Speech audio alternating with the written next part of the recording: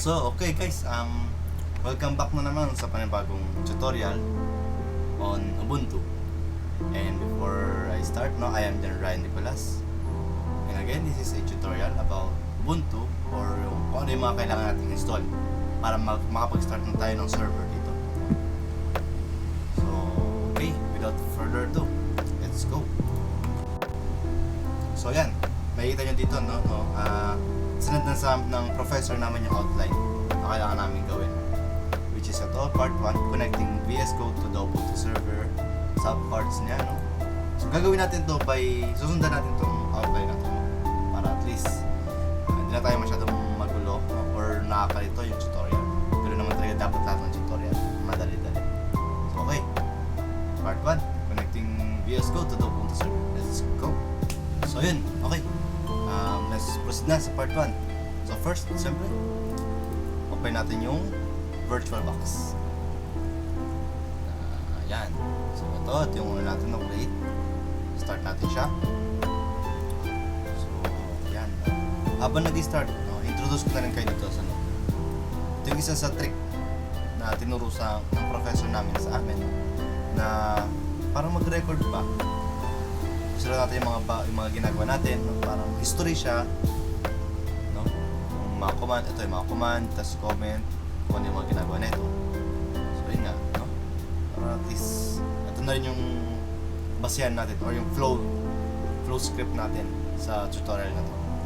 So okay, ayan, create login, sakto, username, password, let's go.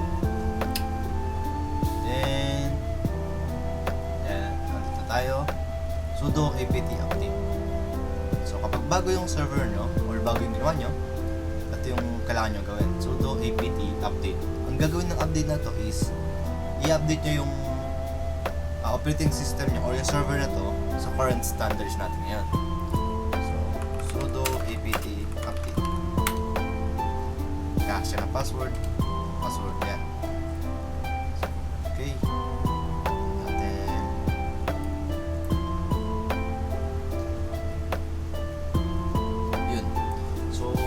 take note lang, na kapag makita nyo, lumabas na yung Zeshigero, yung user, tapos at create, tapos may colon, ibig sabihin yan, pwede na kayo mag-type ulit. So, after natin mag-update, lalagyan na natin siya ng open SSH, or i-integrate na natin SSH dito. Nakalagay dito, punta tayo sa, ayun. So, ayan, SSH. Lalagyan natin ng SSH yung virtual machine natin. Punta tayo dito. Yan. So, lagyan natin ng open SSH server. Sudo ulit for apt install open SSH dash server. Yan. Yan lang natin. Okay. So, nakapag-install na siya. After nyan, tingnan natin ngayon yung status. So, sudo ulit for root, ibig sabihin niya root, parang admin ng PC na to. So ito status, check the installed SSH if correctly installed. So check natin yung status niya, system ctl status SSH status niya, yan, enabled, active, kasi na-enabled ko na to. So let's say sa inyo naka-disabled pa siya or inactive pa siya sa inyo, ito yung gagawin nyo, follow nyo lang to. Gagawin nyo is, una, sudo system ctl start SSH. Sudo system ctl start SSH. So yun, kapag nagganyan lang siya, pag wala na siyang sinabing kung ano-ano, ibig sabihin yan, nag-start na siya. Then secondly, sudo system ctl enable naman SSH. Ayan, so synchronizing state of SSH that service, yan na. So, na-enable na. Kapag check nyo yan ulit, sudo system ctl status of our SSH, yan dapat yung lalabas, So, okay. Ayun. Punta naman tayo ngayon sa firewall.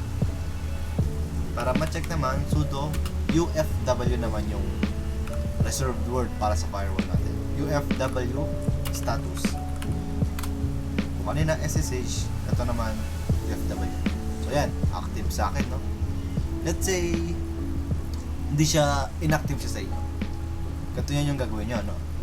So first, sudo UFW allow para pakita natin yung mga command, no? Yan, then sudo UFW enable. Wait natin yan. Firewall is active and enabled on system startup.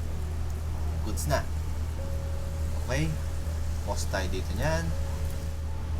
Next naman. Ito naman tayo sa VS Code naman ngayon.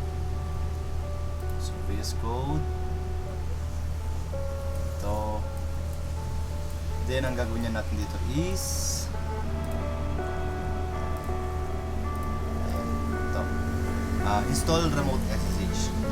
Search lang natin sa extension yan, no? Ito extension remote SSH. Ito, remote SSH. Yan, install. After nyo ma-install, no? Control Shift P, connect to host. So, gagawin na natin dito is connect to host. So, hindi nyo, so ang kailangan natin dito is user and yung IP address. So, first, paano natin kukunin yung user? Punta tayo sa virtual machine natin. Search nyo, ay type nyo who am I. Sino ako in Tagalog? Sino ako? Ayan. Ay, all caps. Hindi pala all caps siya, no? Small letter lang. Ayan. So, yan yung user natin. Shikiro. At yan na. Then, if config IP address natin, ito. INET, no? Nakalagay na INET 192.168.100.94. So, sinave ko yan dito dahil masyadong mahaba. Kaya memorize. May memorize yun. Yan. Okay, enter. So, wait lang natin. Opening remote siya. Setting up. So, ganyan. Waiting time na lang yan. Ngayon, press enter to confirm your input or password. So, yung password natin, syempre. Tingnan natin ulit. Downloading. Opening na siya ulit. Yan lang, loading lang. Medyo matagal yan. Ito lang talaga. Kaya hintay-hintayan lang. Okay, yan na. Ito, makita nyo dito sa bottom left, no? Editing on SSH 192. So, yun. Part 1 complete. Next naman is part 2. Okay. Part 3. Malapit na tayo matapos. Kaya pa? Kaya yan. So, okay. Ngayon, nakakonect na tayo sa ating host, no? SSH. At ang tatlong dot na to, pindutin natin. Terminal, new terminal. Okay. So, ito yan. Hindi na tayo pwede mag-create. Ayan, no?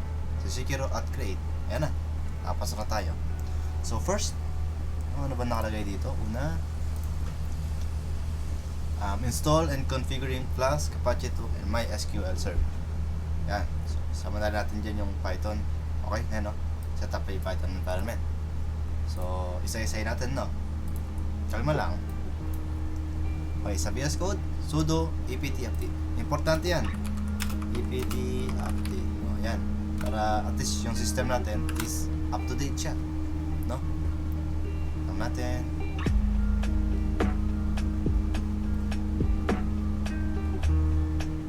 Medyo saan ba yan? Iba. Pag lumabas ito yan. Ayan, iba. Kapag lang natin kapag lumabas itong ano to, prompt na yan. Pag lumabas na yan, sabihin, ano gusto na mag-type? Ayan, okay. Gusto na mag-type. Na-update na natin sa VS Code. Next, install na tayo ng Python 3, Python 3 environment, and Python 3 pip. So, paste ko na lang yan para di na mahirap-hirap. Ayan. Ayan. So, itong Y naman ito, no? Tataka ko yun, para saan itong Y? Ibig sabihin yan, yes. No, kasi kapag nag-install tayo, di ba may lalabas YN, no? Yes or no. So, lagyan natin na Y. Isang trick lang naman. Isang tip lang na binigay sa amin ng kaibigan ko. Enter. Tumak na siya. download, no? Pag medyo matagal to siguro i-skip na lang. Ang bilis lang naman eh. Ito ko lang matagal siya. So, pause. Next, install natin yung Python 3. Next naman is sudo apt install apache 2 library. And double click yung mouse ko kasi siya. Install natin yan. So I think, alam ko matagal din to eh. So, yun nga. Skip na natin. Skip. Okay. Tapos. Ay, ang cringy na to. Sure ako. Next. Check natin yung version. Kung na-install, Apache 2-V. Apache 2-V. For version. Ayan. Install na siya, no? Sa Ubuntu. So, next, after natin ma-check yung version niya, status naman yung check natin. So, systemctl status Apache 2. Status niya, ayan. So, enabled, active siya, running. Okay.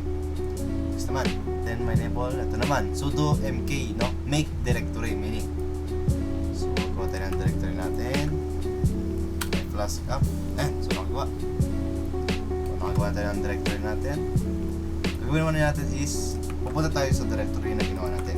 Using cd /var /www/myflaskup. Enter natin. Ayan. So, pag nakita nyo na ganyan, nag-blue, ibig sabihin, pumasok kayo sa directory. May tinuro rin sa akin yung kaibigan ko, si Roldan. Tinuro niya rin na kung paano, kung kunyari, hindi gumagana dyan.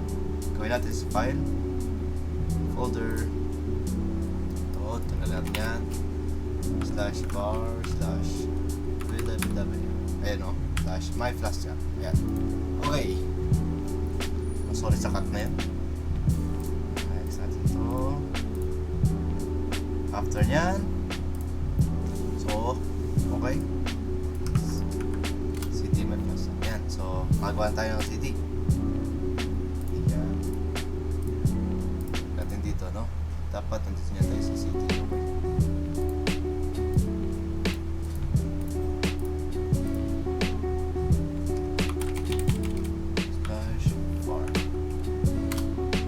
www.myflaskup. Okay.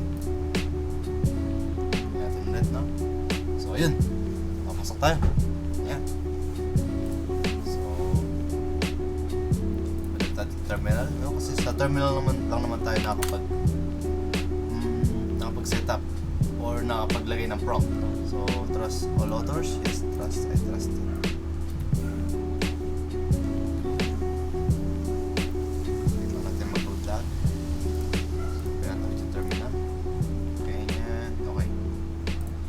After nun, ito naman tayo dito. So, change owner. Change owner natin. Skip for now. Yan. So, sudo change owner or chown /r user. Password. Okay. Change na yung owner niya. Ito natin ma-change owner. Gagawa tayo ngayon ng Python environment. So, Python 3-m venv virtual environment. And then yung last naman dito is anong name nun? So, Py or venv na lang rin. Para, okay, lalabas yun yan. Wait lang natin mag-loading.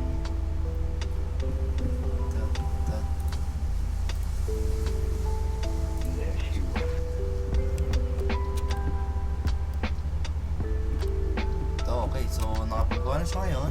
Then, gawa naman tayo ngayon ng activate natin yung virtual environment na yun.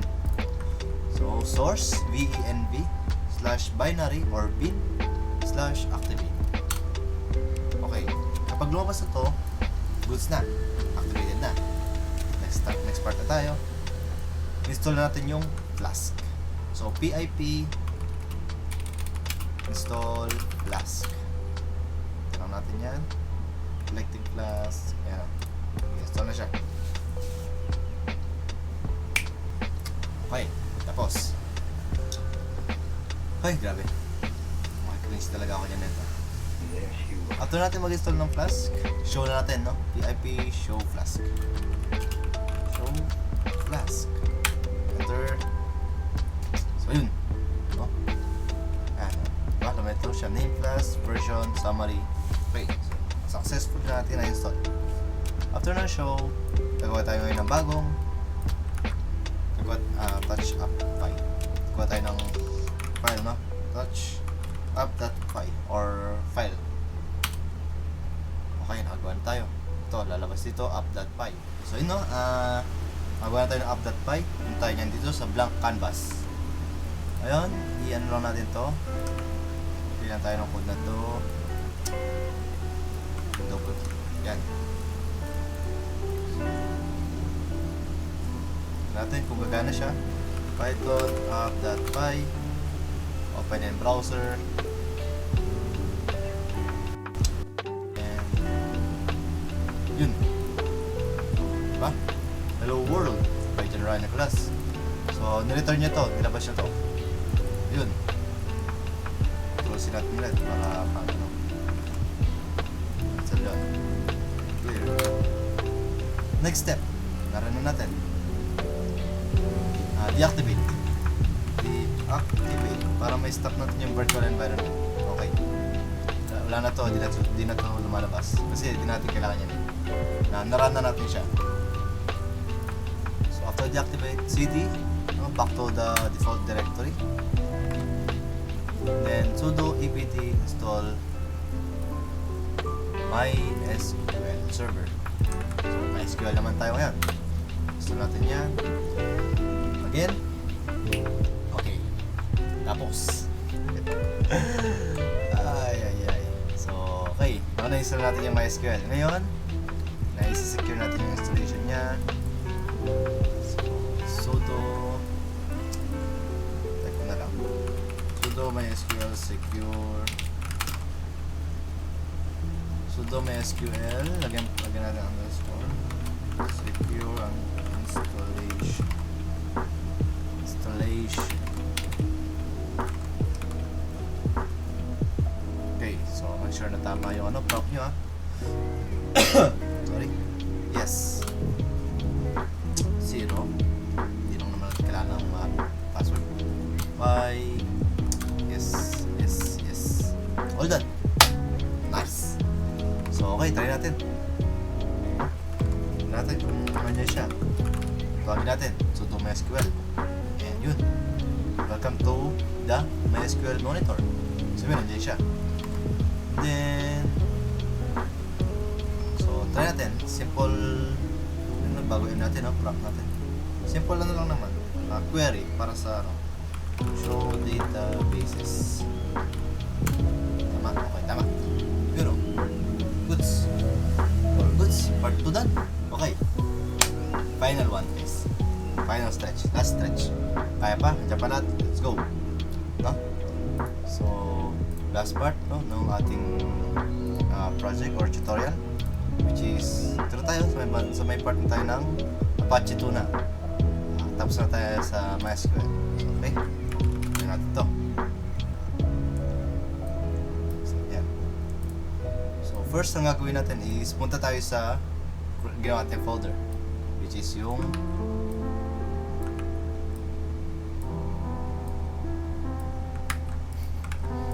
yan. No? So, nasa folder na tayo. Then next is gawa tayo ng WSGI file, which is touch my flask up .wsgi. Yan, dapat talabas to, okay? So, ka-create nyan. Ang gagawin natin yan is punta tayo dito. Then, import natin to.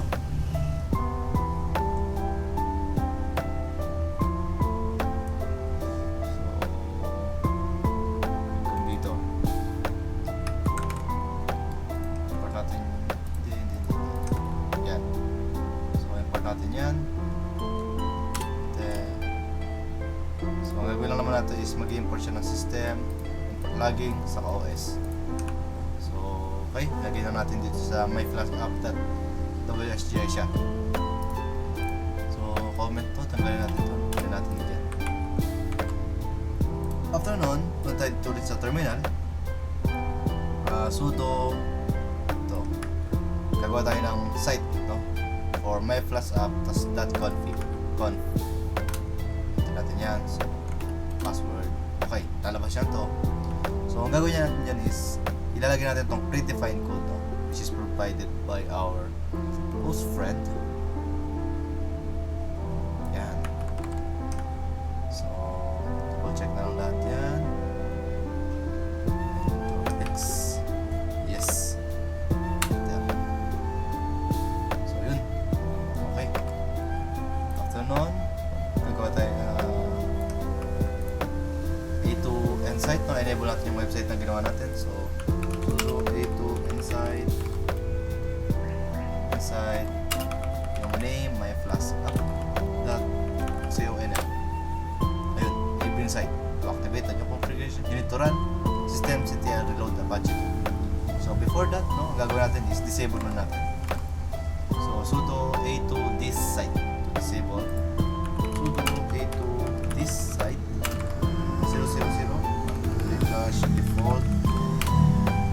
Ayan, default disabled. Okay, so ulit, no? So after nating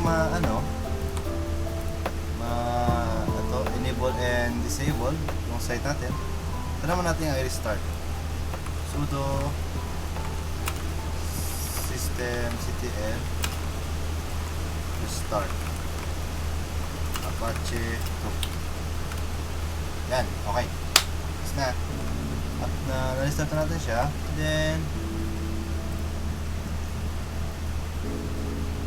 after natin ma-restart, sudo ufw allow Apache full.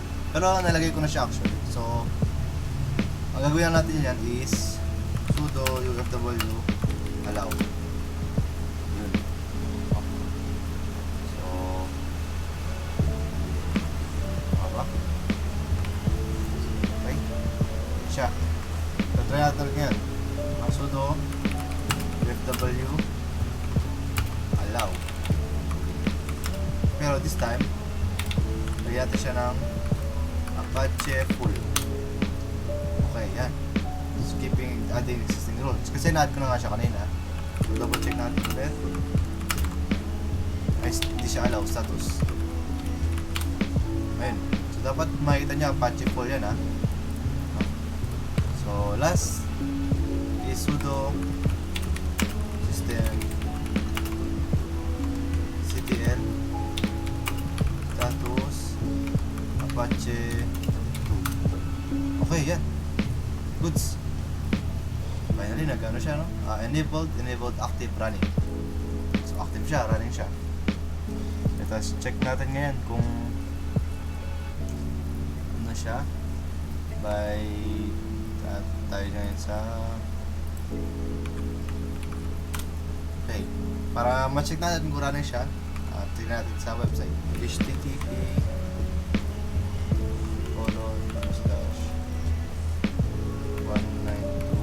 .192.168.100.94 I think, or 168. So okay, yun, it works. So goods.